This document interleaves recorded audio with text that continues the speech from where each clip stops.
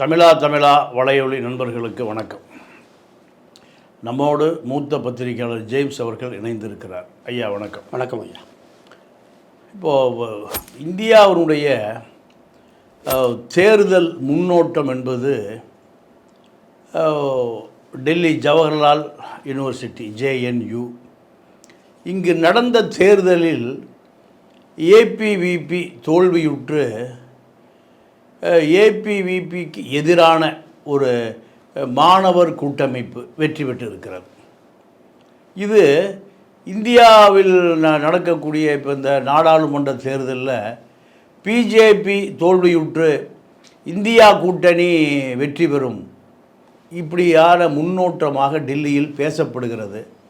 நீங்கள் நீண்ட காலமாக JNUவை பற்றி ஒரு பெரிய ஒரு ஆய்வே செய்து வைத்திருக்கிறீங்க. இதில் உண்மையாகவே இது எப்படி JNU என்பது APVPயினுடைய, அதாவது பாரதிய ஜனதா கட்சி RSS பஜ்ரங்தள் இயக்கத்தினுடைய ஆளுமை மிக்க இடம் அது டெல்லி. இது எப்படி சாத்தியமாச்சு? APVPயை தாண்டி ஒரு தலித் இளைஞன் எப்படி மாணவர் தலைவராக வர முடிந்தது? உண்மையாகவே இந்தியாவில் தலித் புரட்சி நடக்குதா, இல்லை கம்யூனிஸ்ட் புரட்சி நடக்குதா, பிஜேபிக்கு எதிர் புரட்சி நடக்குதா? இப்போது நீங்கள் சொன்ன மாதிரி இந்தியாவை பொறுத்த வரைக்கும் அந்த தேர்தல் நடக்கிறது ஜவஹர்லால் நேரு யூனிவர்சிட்டியில் பொறுத்த வரைக்கும் முழுக்க பார்த்திங்கன்னா கேரளாவில் இருந்து காஷ்மீர் அதே மாதிரி மணிப்பூர், இமாச்சல பிரதேசம், குஜராத், இப்படி எல்லா மாநிலங்களை சேர்ந்த ஒரு ஜாதியை சார்ந்தவர்கள் கிடையாது, ஒரு மதத்தை சார்ந்தவர்கள் கிடையாது, ஒரு இனக்குழுக்களை சார்ந்தவர்கள், ஒரு குட்டி இந்தியா. அப்போ நீங்கள் அதில் ஒரு தேர்தல் ஒரு பிரதிபலிப்பு வருதுன்னா வருகின்ற நாடாளுமன்ற தேர்தலுக்கு இது ஒரு முன்னோட்டமாக தான் இருக்குது. அப்படி தான் நான் பார்க்குறேன். கடந்த 4 வருடமாக தேர்தலே கிடையாது. இதுக்கு முன்னாடி பாஜகவினுடைய மாணவர் அணி தான் அகில பாரதிய வித்யா பரிஷத்து வெற்றி பெற்றதுனால அவர்கள் 4 வருஷமாக தேர்தலை நடத்துகிறார். அதற்கு பின்பாக இப்போ தேர்தல் நடத்தும் பொழுது அவங்க மொத்தம் 19 பேர் போட்டியிட்டதில் இடதுசாரி தலித் அமைப்புகள் சேர்ந்து எல்லாருமே வெற்றி பெற்றிருக்கார்கள். APVPனுடைய ஒருத்தர் கூட வெற்றி பெறலை. எப்படி பாஜக தேர்தலில் பார்த்தீங்கன்னா 55% 60% வாங்கி வெற்றி பெறலை. அவங்க பாராளுமன்ற தேர்தலிலே அவங்க வெற்றி பெற்றது வெறும் 31% தான் வெற்றி பெற்றாங்க. அப்படி தான் ஆட்சியை கைப்பற்றினாங்க. இதில் பார்த்தீங்கன்னா அதே 31% கம்மியாக தான் உமேஷ் சந்திரான்றவர் APVPுடைய மாணவர் தலைவராக போட்டு JNUடைய மாணவர் தலைவராக தோல்வி விட்டுருக்கார். தனஞ்சயன்னு பீகார் கயாவை சேர்ந்த தலித் மாணவர் இப்போ வெற்றி பெற்றிருக்காரு. தனஞ்சயன்னு அவர் கிட்டத்தட்ட 2000 சில்லறைக்கு மேலே வாக்குகள். உமேஷ் சந்திரா வெறும் 600 சில்லறை வாக்குகள் தான். மொத்த மாணவருடைய எண்ணிக்கை அங்கே பொறுத்த வரைக்கும் மாணவர்களை பொறுத்த வரைக்கும் ஒரு 8800 மாணவர்களுடைய இருக்காங்க. 8000 ஆராய்ச்சி மாணவர்கள் ஒரு 4000 மாணவர்கள் இருக்காங்க. இந்த பல்கலைக்கழகமே என்பது பார்த்திங்கன்னா ஒரு வித்தியாசமான பல்கலை. உலகத்தில் 100 பல்கலைக்கழகத்தில் இது ஒன்று. கேம்பிரிட்ஜ் மாதிரி உலகத்தில் லும்பும்பா யூனிவர்சிட்டி, மாஸ்கோ லும்பும்பா யூனிவர்சிட்டி, ஆக்ஸ்போர்டு மாதிரி, ஹார்வர்டு, அது மாதிரி ஒரு இந்தியாவில் உலகத்தில் இருக்கிற 100 பல்கலைக்கழகத்தில் தலை சிறந்த பல்கலைக்கழகம் இது. இதில் இந்தியாவை சேர்ந்த அவ்வளோ பேர் எல்லா அது ஒரு நீங்கள் பார்த்தீங்கன்னா ஒரு வித்தியாசமான இந்தியா. இதுதான் பார்த்தீங்கன்னா இந்திரா காந்தி 1969 இதை ஆரம்பிக்கிறாங்க. மன்னர் மானியத்தை ஒழிச்சாங்க அந்த வருஷம். 14 வங்கிகளை தேசியமயமாக்குனாங்க. அப்போ இது ஒரு முற்போக்கான பாதை என்பதற்காக டெல்லியிலேயே ஒரு வித்தியாசமான யூனிவர்சிட்டி இருக்கணும், இது வேறு யூனிவர்சிட்டி மாதிரி இருக்கக்கூடாது அப்படின்னு சொல்லி தான் ஜவஹர்லால் நேரு யூனிவர்சிட்டியை 69 அங்கே ஆரம்பித்தாங்க இந்திரா காந்தி. அப்போ அவங்க தான் அதனுடைய வேந்தராகவும் அவங்க தான் இருந்தாங்க. ஆமாம். ஒரு விஷயம் அதுக்கப்புறம் பார்த்தீங்கன்னா அவசர நிலைக்கு அப்புறமா அதே இந்திரா காந்தி அந்த வேந்தர் பதவியிலிருந்து நீக்கினாங்க, ரிசைன் பண்ணாங்க. மாணவர்கள் நீங்கள் ரிசைன் பண்ணுன்னாங்க. இதை பொறுத்த வரைக்கும் நீங்கள் பார்த்தீங்கன்னா நிர்மலா சீதாராமன் அங்கே தான் படித்தாங்க.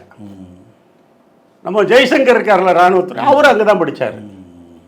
அதே மாதிரி மார்க்சிஸ்ட் கட்சியினுடைய பொதுச் செயலாளர் சீதாராம் யெச்சூரி அந்த கல்லூரியில் தான் படித்தார், ஜேஎன்யூ தான் படித்தார். இப்போ அவசர நிலையை படிக்கும்போது இவங்க மாணவர் வந்து அவசர நிலைக்கு எதிராக வந்து இந்திரா காந்தி வீட்டு முன்னாடி ஆர்ப்பாட்டம் பண்ணுறாங்க. மிகப்பெரிய ஆர்ப்பாட்டம் பண்ணும் பொழுது அந்த மாதிரி வெளியே வந்துடுறாங்க. வீட்டுக்கு வெளியே வந்து ரோட்டில் வந்து என்ன விஷயம்னு அவங்க கோரிக்கை வைக்கிறாங்க.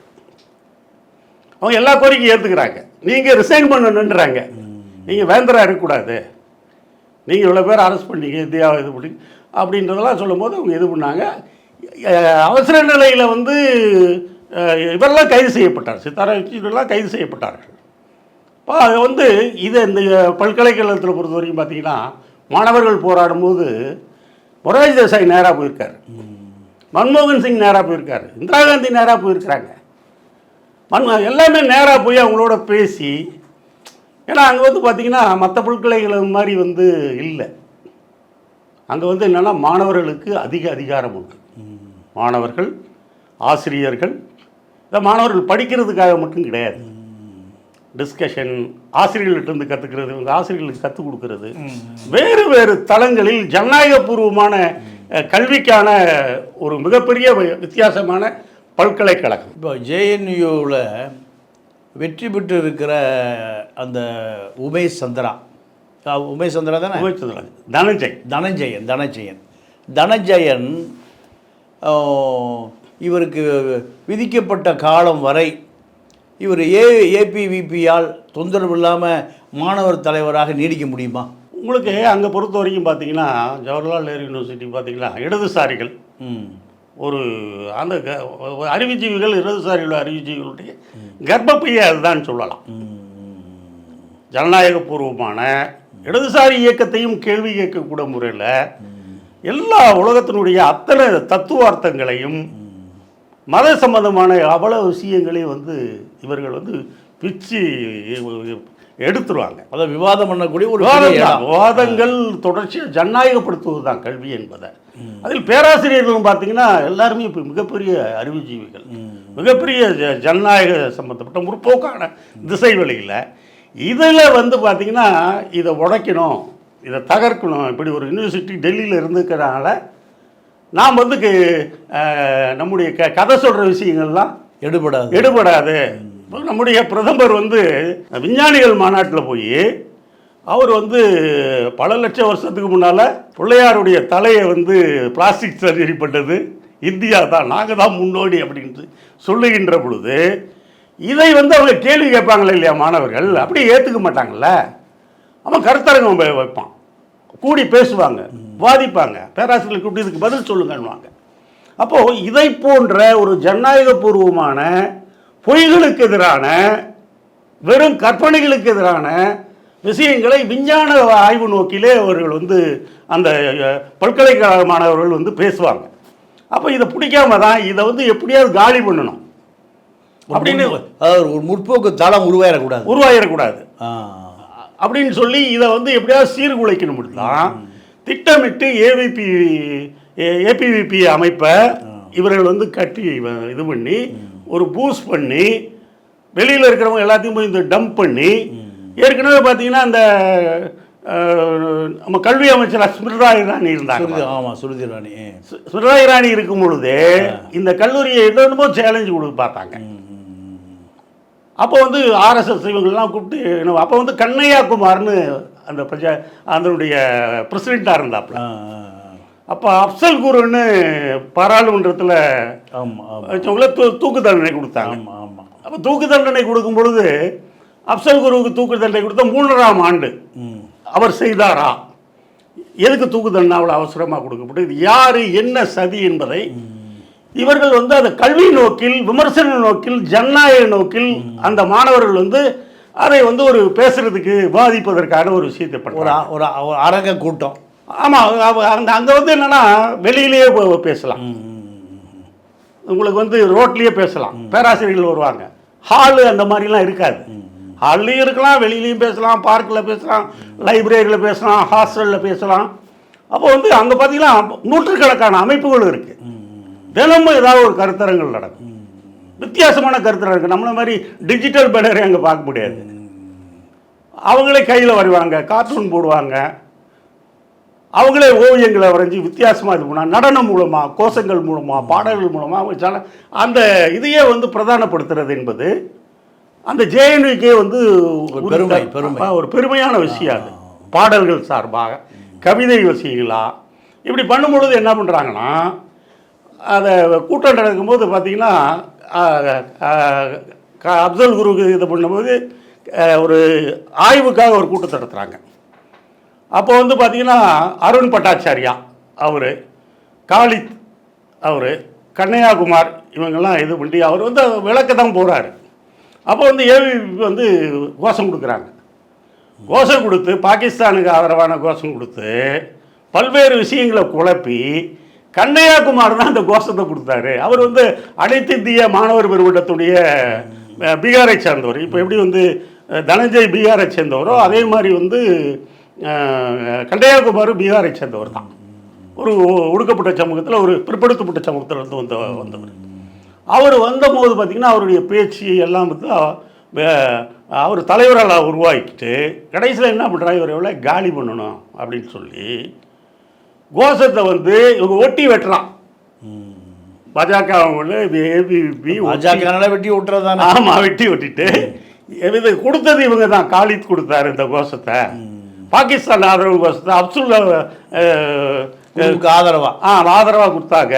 அப்சல் குருவை வந்து தூக்கில் போட்ட தப்புன்ற மாதிரிலாம் கோஷமாக கொடுத்ததுன்னு சொல்லி வெட்டி ஒட்டி இவங்களை பார்த்தீங்கன்னா பிரிட்டிஷ்காரன் சட்டம் 1824 சட்டம், தேச விரோத சட்டத்தில் உள்ள விட்டாங்க எல்லாரையும், ஒரு 10 மாணவர்களை.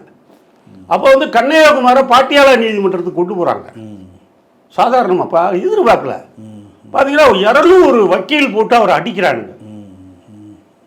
கன்னியாகுமரி கேஸில் தான் முதல்ல வந்து இந்துத்துவ சக்திகள் என்ன சொல்கிறாங்கன்னா, அவருடைய நாக்கை வெட்டினா 4.5 லட்சம் தரேன்றான். நாட்டை கொடுத்து உயிராக வந்து அவரை கொண்டு பாடியை கொடுத்தீங்கன்னா 10.5 லட்சம் தரான்றாங்க. அப்போ வந்து மனிதர்களை கொண்டா நான் பணம் தரேன்றது கன்னியாகுமரியில் இருந்தாங்க. அதுக்கப்புறம் அந்த வந்து எல்லாம் பொய்யான கேஸ் அப்படின்னு சொல்லி இது உலக அளவில், இந்திய அளவில் பெரிய விஷயமாகி அவர் ஒரு இந்தியாவில் ஒரு பவர்ஃபுல் தலைவர் ஆகிட்டார். போகிற போக்கில் பார்த்தீங்கன்னா அவர் காங்கிரஸ் கட்சியில் இன்றைக்கி காங்கிரஸ் கட்சிக்கு போயிட்டார். அவர் பீகாரில் காங்கிரஸ் கட்சியுடைய தலைவராக வருவதற்கான வாய்ப்புகளும் இருக்குது. அவர் இப்போ எம்பி தேர்தலில் அவர் நின்றுக்கிட்டு இருக்கிறார். இப்போ இதை போன்ற மாணவர்களை உருவாக்குறது தனஞ்சயனை பொறுத்த வரைக்கும் அவர் வந்து ஏஐஎஸ்ஏன்றது ஆல் இண்டியா ஸ்டூடெண்ட் ஆர்கனைசேஷன்ற ஒரு அமைப்பை சார்ந்தவர். இன்னொரு பார்த்தீங்கன்னா அங்கே வந்து பெண்கள் வந்து கம்பல்சரி ஒருத்தர் இருப்பாங்க. இப்போ பார்த்தீங்கன்னா பிரியா ஆரியான்ற பெண் தான் அந்த யூனியனுடைய தலைவர். அவங்களும் வந்து பெரும்பான்மையாக வெற்றி பெற்றிருக்காங்க. அப்புறம் வந்து அனைத்து இந்திய மாணவர் பெருமன்றத்தை சார்ந்த முகமது அஜீஸ்னு அவர் வந்து துணை செயலாளராகவும், அதே மாதிரி கோஷ் என்பவர் வந்து துணை செயலாளராகவும் தேர்ந்தெடுத்துட்ருக்காங்க. இப்போ இவங்க எல்லாமே வந்து இடதுசாரி அணி. தனஞ்சயன் மட்டும் கிடையாது, அவர் வந்து ஒரு பட்டியலினத்து மாணவரை சார்ந்தவர் தானே தவிர லெஃப்ட் சார்ந்த இந்த கும்பல் என்பது எதையும் வந்து அவங்க வந்து எதுக்கு தயங்க மாட்டாங்க. அவர்கள் வந்து முழுக்க பாஜக என்ன சதி பண்ணாலும், ஏபிவிபி என்ன சதி பண்ணாலும் அவங்க வந்து அதை முறியடிக்கிறதுக்காக தொடர்ச்சியாக இருப்பாங்க. சாதாரணமாக கிடையாது. கடந்த இன்றைக்கி பார்த்தீங்கன்னா பாஜக ஆட்சிக்கு வந்து 2வது ஆட்சிக்கு வந்ததுக்கப்புறம் 2019 இருந்து ஏற்கனவே வந்து விடுதி கட்டணம் இவங்களை வந்து சும்மா இந்த மாணவர்களை பார்த்தீங்கன்னா அங்கே பார்த்தீங்கன்னா வெறும் 50 ரூபாய்க்கு வந்து சிங்கிள் அறை. வேறு இந்தியாவில் வேறு எந்த யூனிவர்சிட்டிலையும் இருக்க முடியாது. மாத வாடகை வெறும் 50 ரூபான்னும் போது, அதே மாதிரி பார்த்தீங்கன்னா 200 ரூபா 300 ரூபா 400 ரூபா டபுள் அறை 500 ரூபா இந்த மாதிரி தான் இருக்கும். 24 மணி நேரம் கேன்டீன் மெஸ்ஸு உண்டு, 24 மணி நேரம் லைப்ரரி உண்டு, 24 மணி நேரம் இயங்கக்கூடிய விஷயங்கள். அப்போ இதையெல்லாம் வந்து முதல்ல கட்டுப்பாடாக கொண்டு வந்தாங்க. இதுக்கு உள்ள டைமு, இங்கே கூட்டம் போடக்கூடாது, இங்கே அனுமதிக்கணும், அனுமதி முற்போக்கு சிந்தனை வளர்ந்துடக்கூடாது, அதுதான் நோக்கம் ஏபிவிபி. ஆமாம், ஏபிவிபி என்ன பண்ணுறாங்கன்னா அதுக்கப்புறம் என்ன பண்ணுறாங்க, இதை கேட்கலன்னு இவங்க வந்து ஃபீஸை வந்து பல மடங்கு ஏற்றுறான். விடுதி கட்டணத்தை வந்து பல மடங்கு ஏற்றுறான். கல்வி கட்டணத்தை பார்த்தோன்னா கிட்ட அதே மாதிரி ஃபைன் வந்து 30,000 40,000 ஃபைன் பண்ணுறாங்க. அப்போ மாணவர்கள் வந்து எதிர்த்து போராடுறாங்க. மாதக்கணக்கில் போராடும் பொழுது அப்போது வந்து என்ன பண்ணுறாங்க, வெளியிலேருந்து ஆட்கள் வந்து இவங்க எல்லாம் முகத்தை மூடிக்கிட்டு கிரிக்கெட் பேட்டு துப்பாக்கியெல்லாம் கொண்டு வந்திருக்காங்க.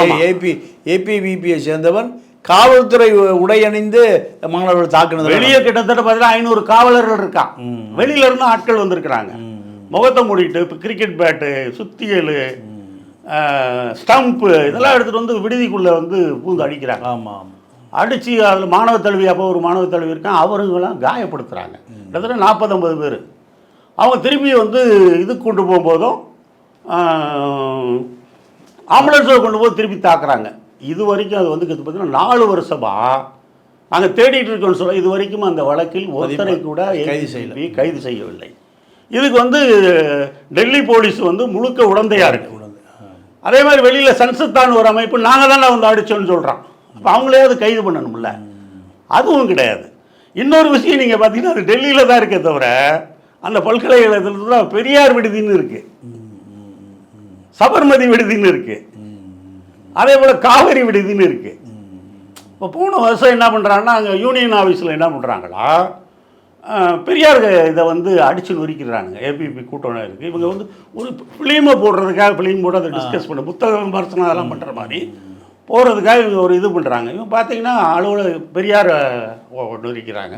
சந்திரசேகர் ஆசாத் படத்தை, ஃப்ரீடம் ஃபைட்டர் படத்தை, மார்க்ஸ் படத்தை அடித்து நொறுக்கி எல்லாத்தையும் இது பண்ணும் பொழுது அதை போய் இவங்க கேட்குறாங்க. கேட்கும் பொழுது அடித்து அதில் வந்து தமிழரை சொத்து அடிக்கிறாங்க. நீ எங்கடா ஏன்டா அங்கே பிடிக்க வேண்டியதாடா, உங்கள் இதில் காலேஜ் இல்லையாடா, டெல்லியில் வந்து பிடிக்கிறாங்க. அதே மாதிரி கேரளாக்கார வேஸ்டி கட்டு இருந்தவரெலாம் அடிக்கிறாங்க. அதில் பல தமிழர்லாம் காயப்படுறாங்க. அப்போ அதில் பார்த்தீங்கன்னா உடனடியாக தமிழக முதல்வர் வந்து ஸ்டாலின் வந்து அறிக்கை விடும் பொழுது அதை கண்டிக்கிறாரு. கண்டிக்கும் பொழுது அண்ணாமலைலாம் என்ன பண்ணுறாங்க, இல்லை இவங்க தான் தப்பு பண்ணாங்க, சிவாஜி படத்தெல்லாம் இவங்க வந்து அடித்து நொறுக்கியிருக்காங்க. சிவாஜி எப்பயுமே பார்த்தீங்கன்னா இங்கே தமிழ்நாட்டுக்காரன் வந்து சிவாஜி மேலே ஒன்றும் எதிர்ப்புலாம் கிடையாது. ஏன்னா திராவிட அரசு வந்து சிவாஜி வந்து தமிழ்நாடு பகுதியில் என்றைக்குமே வந்தது கிடையாது. அப்போ இவங்க பொய்யை கட்டமைக்கிறாங்க. அண்ணாமலை மற்ற முழுக்க பிஜேபிக்காரங்கள்லாம் வந்து அதுக்கப்புறம் தான் கருணாநிதி, அதுக்கப்புறம் தான் வந்து ஸ்டாலின் தலையிடுறாரு. அதே மாதிரி இவர் வந்து தொலைபேசி மூலமாக வந்து உதயநிதி ஸ்டாலின் நேராகவே வந்து அந்த அடிபட்ட நபரோட பேசிட்டு ஹாஸ்பிட்டல் இருக்கும்போது ஆறுதல் கொடுக்குறாரு.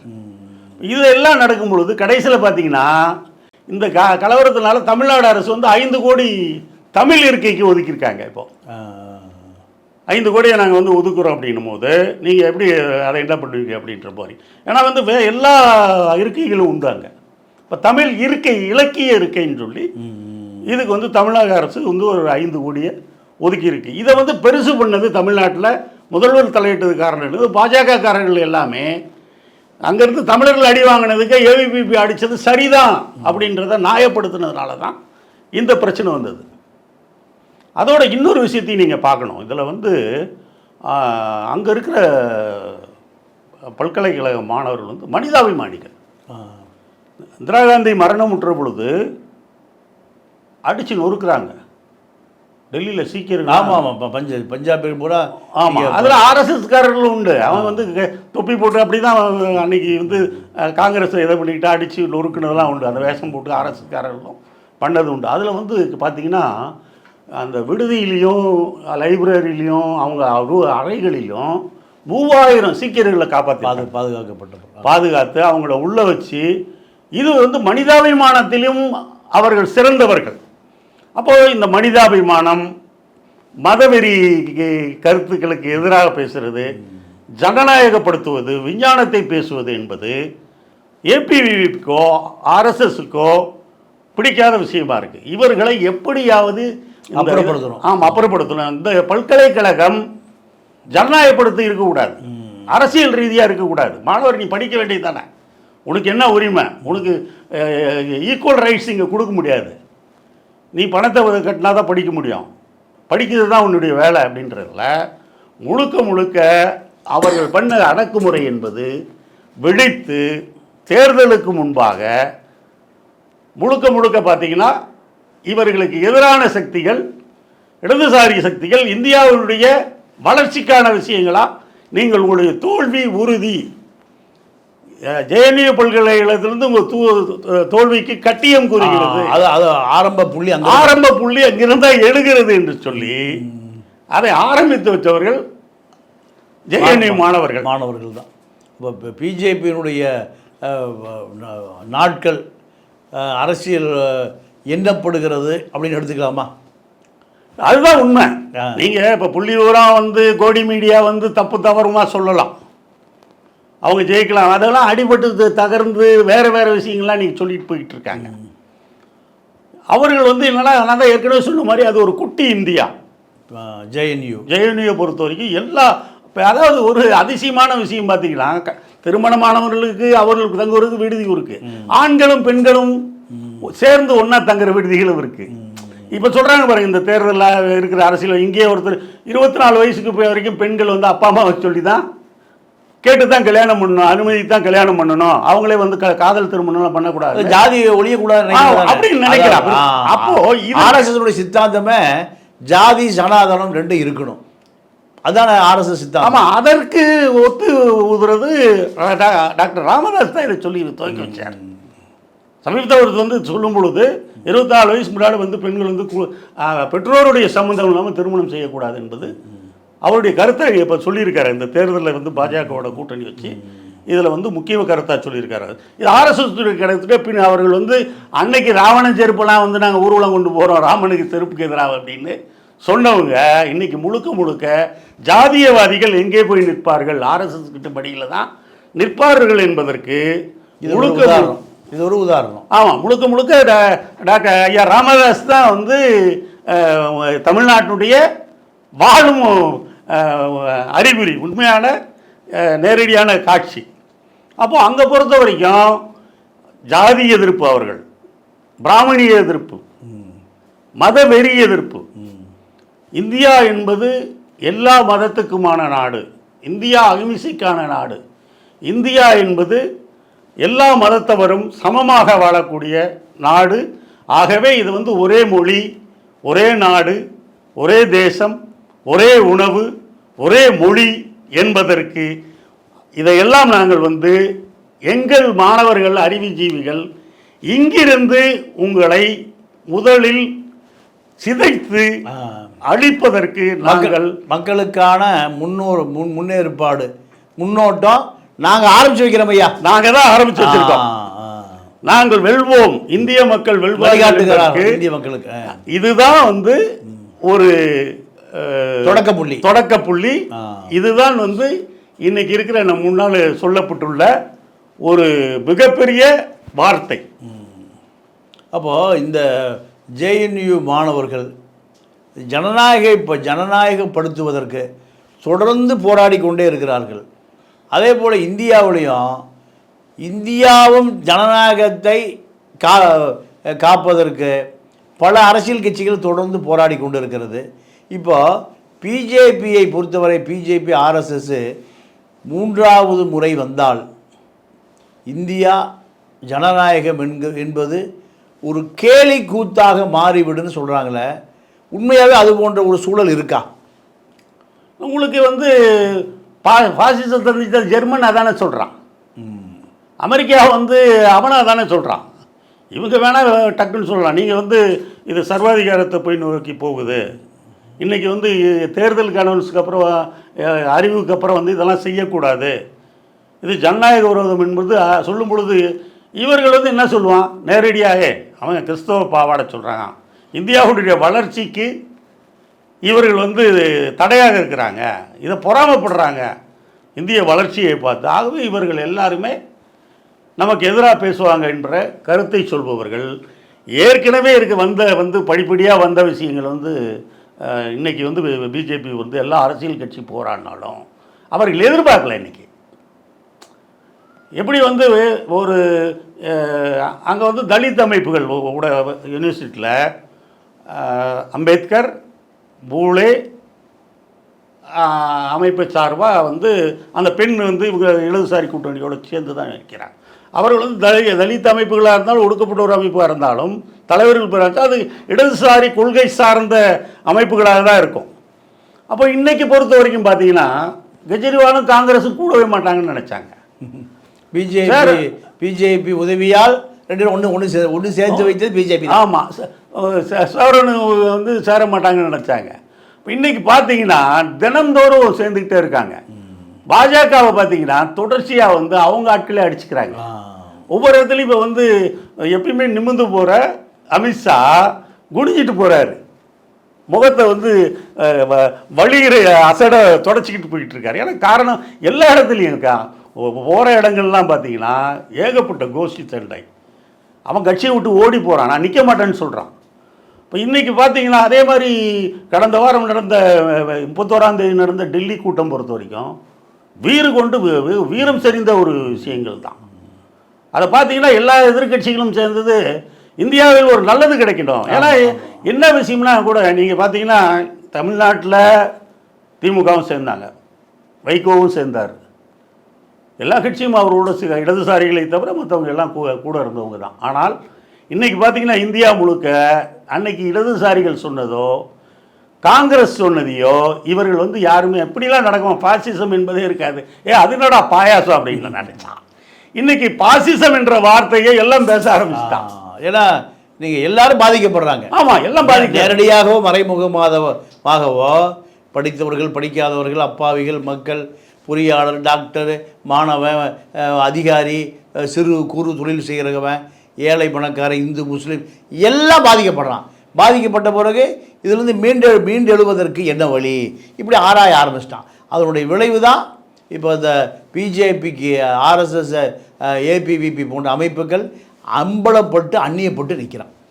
அரசியல் கட்சிகளுக்கு தெரியாதுங்க. ஒரு மதவெறி கட்சி, ஒரு பாசிஸ்ட் கட்சி, ஆரிய இதுதான் அப்படின்னு ஹிட்லருடைய சேம் வாரிசு டோஜோவுடையது முசோலினிலாம் இன்னைக்கு நம்பலை. இன்னைக்கு பிஜேபி பார்த்தோன்னா ஐயோ நம்முடைய அரசியல் கட்சியை உடைச்சிட்டான், புண்ணுதராக்கிட்டான். தலித்துகள் அமைப்புகள்லாம் இன்றைக்கி தெரியாமல் பல பேர் இருக்கான். அந்த பிற்படுத்தப்பட்டோர் அமைப்புகள்லாம் இவர்கள் எல்லாம் வந்தால் கொடுப்பாங்க அப்படின்ட்டு.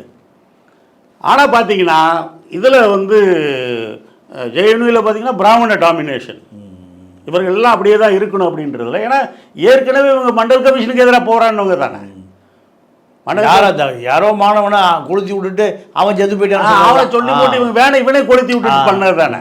அதுக்கப்புறம் அத்வானியை வந்து ராமர் கோயில் யாத்திரை இல்லடா, நாங்கள் வந்து தனி இது வந்து சமூக நீதி யாத்திரைடா அப்படின்னு சொல்லி அவர் ஒரு யாத்திரை போய் அதை வந்து முழுக்க கொளுத்தி விட்டது அவர்கள் தான். அதே மாதிரி இந்தியாவில் பார்த்தீங்கன்னா இன்றைக்கி தலித்துகளுக்கு எதிரான இது, மாட்டு இறைச்சி சாப்பிடக்கூடாது, இஸ்லாமியர்களுக்கு சிறுபான்மை மக்களுக்கு எதிரான விஷயங்கள், இதை எல்லாம் வந்து நேரடியாக பார்க்கிறார்கள். இன்னும் 5 வருடம் அடுத்து பாஜக வந்தால் நாம் நடமாட முடியாது. ஜனநாயகம் முழுக்க ஜனநாயகம் முடங்கி போகும். ஏன்னா நீதிபதிகளே பயப்படுறாங்க, உச்ச நீதிமன்ற நீதிபதிகளே பயப்படுறாங்க, மிகப்பெரிய அதிகாரிகள் பயப்படுறான். எல்லாருமே வந்து அரசியல்வாதியே வந்து செய்யாத குற்றத்துக்காக வந்து ரெய்டுன்னு போய் அவ்வளோ பெரிய இதில் கம்யூனிஸ்டுகள் மட்டும்தான் இது வரைக்கும் வந்து ரெய்ட் பண்ணாமல் இருக்கிறாங்க. ஐடி போல மீது எல்லா பக்கம் ஐடி தான் இருக்குது. எல்லாம் போயிட்டு கடைசியில் பார்த்தீங்கன்னா நடுங்கி பிறர்றாங்க. என்னையும் போது. அப்போ இனிமேல் இவங்க என்னன்னா வந்து இதுதான் இப்படிலாம் பண்ணலாமா, இதுதான் ஜனநாயகம்னு பேசுகிறது இவருடைய லட்சணமா, மதவெறியை இவருடைய ஒற்றை அஜெண்டாவை ஆர்எஸ்எஸ் அஜெண்டாவை இந்து ராஷ்டிரமாக மாற்றுவதற்காக இவர்கள் இவ்வளவு நாள் போட்ட வேடம் இன்று காலியாகி முகம் வெளுத்து தொங்குது, மேக்கப் கலைந்து விட்டது. இந்துத்துவா சாயம் கலைந்து மக்களால் சாயம் கலைந்த நிலையில் பிஜேபியினுடைய முகம் விகாரமாக மாறி போயிருக்குன்னு சொல்கிறீங்க. ஆமாம், அதுதான் எனக்கு தெரியுது. பார்த்தீங்கன்னா நீங்கள் கோடி மீடியாவெல்லாம் இப்போ முட்டி போட்டுட்ருக்கான். புதுசாக நம்முடைய டிவியில் விவாதம் பண்ண வேண்டிய ஆர்எஸ்எஸ்காரன் ஆலோசகர், அரசியல் இது வழக்கறிஞர், அறிவாளி, பொருளாதார நிபுணர் சொல்ல இன்னைக்கு வரதே காணோம். ஏன்னா அவனுங்க கலைஞ்சிக்கிட்டே இருக்கு, பேச முடியாது. எல்லாமே போய் சொல்கிறாங்க. இன்னைக்கு கச்சத்தீவு விஷயத்துலையும் போய் தானே சொல்கிறாங்க. இதில் போய் கருணாநிதியோ இவங்கள தலையிட முடியுமா? டெல்லி முடிவு நாளைக்கு ஒரு நாடு ரெண்டு நாட்டுக்கு நடுவில் 2 நாடுகள் தான் தலையிட முடியும். ஏங்க உங்ககிட்ட ராணுவம் இருக்கு, நீங்க வந்து அதானியினுடைய துறைமுகம் அங்கே போய் எடுத்திருக்கீங்க, அதானி கொடுத்துருக்கீங்க. முல்லைத்தீவில் தலைமன்னாரெலாம் போய் நீங்கள் வந்து சூரிய ஒளிக்கு அதானி போய் பெரிய நிலத்தை கொடுத்து அங்கே வந்து அவர் தொழில் நடத்துகிறாரு. நீங்கள் வந்து கிட்டத்தட்ட 10,000-20,000 கோடி வந்து இலங்கைக்கு உதவி பண்ணிக்கிட்டு இருக்கீங்க. அரிசி அனுப்புனீங்க, எல்லாமே அனுப்புனீங்க. நீங்கள் அவங்க பஞ்சமாக இருக்கும்போது, பிரச்சனை இருக்கும் பொழுது நீங்கள் பேசுட்டா, கூப்பிட்டு பேசுனா கச்சத்தீவு 600 சில்லற ஏக்கர் என்ன பெரிய விஷயமா?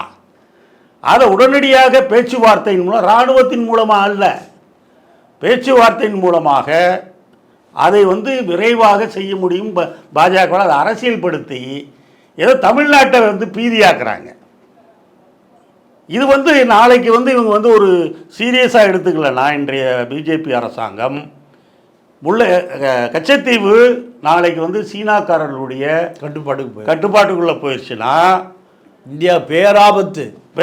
அங்கே வந்து அவன் இராணுவத்தெல்லாம் அமைச்சிட்டான்னா நீங்கள் அங்கேருந்து தென்னிந்தியாவையே கண்காணிக்கலாம்.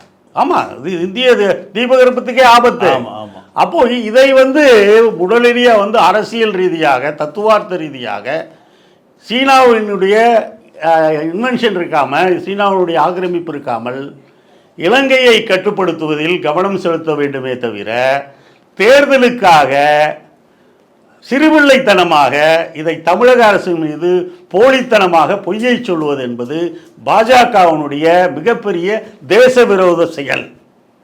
உண்மைக்கு புறம்பான தேச விரோதத்தை செயலில் இன்னைக்கு பாஜக அரசு தேர்தல் வேட்டைக்காக, ஓட்டு வேட்டைக்காக, ஓட்டு பொறுக்குவதற்காக இவர்கள் வந்து திட்டமிட்டு கச்சத்தீவை பேசுகிறாங்க. இது ஒரு தேசபக்தி கூடிய விஷயம், பற்றி எறிகின்ற விஷயம். இதை வந்து கிட்டத்தட்ட 15 வருஷம் ஆண்டாங்க. டெசோமா நாட்டுக்கு வாஜ்பாய் வந்து பேசுவாங்க. வாஜ்பாய் ஒரு 5 வருஷம், மோடி ஒரு 10 வருஷம், 15 வருடமா இவர்களால் எங்களுக்கு வந்து வேணும் இல்லை வந்து அதை வந்து வழக்கம் போல அக்ரிமெண்ட்டில் இருக்கிறபடி 2 மீனவர்களும் வலைகளை காயப்போடுவதற்காக, மீன்பிடி வலைகளை அங்கே வந்து பரப்பி காயப்படுவதற்கு, ஓய்வு எடுப்பதற்காக மட்டும் உபயோகப்படுத்தலாமே தவிர எந்த காரணத்தை கொண்டும் இதில் வந்து ராணுவ கொடுக்கக்கூடாது. மீண்டும் அக்ரிமெண்ட் போகிறது ஒன்றும் பெரிய விஷயம் கிடையாது. இன்னைக்கு நீங்கள் வந்து உங்களுடைய தயவில் தான் இன்னைக்கு வந்து இலங்கை அரசாங்கம் போய்கிட்டு இருக்கு. நீங்கள் நினைத்தால் உங்களால் கண்டிப்பாக முடியும். இவ்வளோ பெரிய உலகத்தில் மிகப்பெரிய 2வது இராணுவத்தை வச்சிருக்கிற நம்மளால் ஒரு குட்டி நாடு இலங்கை கிட்ட போய் சொல்கிறதுல வந்து உலக நாடுகள் வந்து ஒன்றும் பெருசாலாம் கிடையாது. 1500 உயிர் பதிவு இருக்க ஒரு குட்டி நாட்டுக்கிட்ட இவ்வளோ பெரிய இராணுவம் உள்ள ஒரு நாடு, 1500 மீனவனுடைய உயிர் அங்கே இப்போ அந்த கடலில் கச்சத்தீவில் பறி போயிருக்கு. கிட்டத்தட்ட 20 வருஷமும் 7000-8000 பேர் கைது பண்ணப்பட்டிருக்காங்க. இன்னும் பல படகுகள் முழுக்க பார்த்தீங்கன்னா திருப்பி கொடுக்கல, மூழ்கடிக்கப்பட்டாங்க. பல பேர் காணாமலே போயிருக்கிறாங்க. இதுக்கெல்லாம் மத்திய அரசு வந்து இந்த பணமும் கூட கொடுக்குறதில்ல, அந்த மீனவர்களுக்கு பணமும் கொடுக்குறதில்ல. அப்போ கைது செய்யப்பட்டவர்கள் நாங்களும் கைது செஞ்சு வச்சுருக்கிறோம். இவர்கள் வந்து இப்போ என்ன சொல்கிறாங்கன்னா, முழுக்க பார்த்தீங்கன்னா நீங்கள் தமிழக மீனவர்கள் மேலே இருக்கிற இலங்கை வந்து கேஸ் போட்டால் எப்படி நம்ம போலீஸ்காரனை வந்து கஞ்சா பொட்டலத்தை வச்சுட்டு பிடிக்காத அரசியல்வாதியை, போராடக்கூடிய நபர்களை கஞ்சாவை வச்சுட்டு அமீனை வச்சுருந்தாண்டான்றான். இந்திய அரசு இப்போ என்ன சொல்கிறேன்னா, மீனவர்கள், பிடிபட்ட மீனவர்கள், தமிழ் மீனவர்கள் பெரும்பாலும் பார்த்தீங்கன்னா போதைப் பொருள் கடத்தியதாக இலங்கை சொல்வதை அப்படியே திருப்பி சொல்கிறாங்க. இது வந்து தமிழர்களை, மீனவர்களை முழுக்க தீவிரவாதிகளாக, போதைப் பொருள் கடத்துபவர்களாக இவர்கள் வந்து ஒரு கட்டியமைக்கக்கூடிய மிகப்பெரிய ஆபத்தையும் தமிழகத்திற்கு எதிரானது, தமிழ் மக்களுக்கு எதிரானது, தமிழ் மக்களுடைய உணர்வுகளுக்கு எதிரானது. ஆகவே வந்து பிஜேபி அரசு இதில் உள்ள நியாயத்தை முழுக்க இறங்கி கச்சத்தீவை மீட்பதற்கு மத்திய அரசு முழுக்க வந்து வேலை செய்ய வேண்டும். நாளைக்கு பிஜேபி அரசு போனால் கூட, வேறு அரசு வந்தால் கூட, கச்சத்தீவை மீட்பது என்பதும் அங்கே தொடர்ந்து பதட்டம் இல்லாமல், தமிழக மீனவர்களை கைது செய்யாமல், 2 பக்கமும் குறுக்கில் ஒரு கண்காணிப்பு குழுவை வைத்து அந்த கச்சத்தீவு என்பது பொது இடமாக பராமரிப்பதற்கு நடவடிக்கை செய்யணும். அதற்காக தான் மோடி இவர்கள்லாம் பேசணுமே தவிர இவர்கள் வந்து இது தேர்தல் நாடகமாக போடுவது, வழக்கம் போல் 15 லட்சம் பேங்க்கில் கருப்பணத்தை எடுத்து பேங்க்கில் போடுவோன்ற மாதிரி தான். எல்லாத்துலேயும் பொய் சொன்னால் நாளைக்கு பிஜேபிக்காரங்களுக்கு தெருவில் கூட நடமாட முடியாது, அவருடைய ஒரு கொடியையும் காப்பாற்ற முடியாது. அந்த நிலையை நோக்கி இந்தியா போகும் என்பது தான் ஜேஎன்யூ மாணவர்களுடைய எச்சரிக்கை முரசு. அதாவது இந்திய அரசியல் மாற்றம் மாணவர்களால் உருவாக்கப்படும், அதுதான் பல அறிஞர்கள் சொல்லியிருக்காங்க. அப்போது இந்திய அரசியல் மாற்றம் என்பது ஜவஹர்லால் நேரு பல்கலைக்கழகத்திலிருந்து ஆரம்பிக்கப்பட்டது என்கின்ற ஒரு விரிவான தகவலை மிக துல்லியமாக ஆழ்ந்த அனுபவத்தோடு மாணவர்கள் போராட்டம் சந்தித்த பல இன்னல்களை மிக தெளிவாக நமது அரங்கிற்கு வந்து பல வரலாற்று தகவல்களோடு பிஜேபி அரசாங்கத்தினுடைய இறுதி நாட்கள் எண்ணப்படுகிறது என்கின்ற அந்த செய்தியை ஜேஎன்யூ மாணவர்கள் மூலம்தான் இந்தியாவுக்கு தெரிவிக்கப்படுகிறது என்ற தகவலோடு மீண்டும் சந்திப்போம். நன்றி, வணக்கம். நன்றி, வணக்கம்.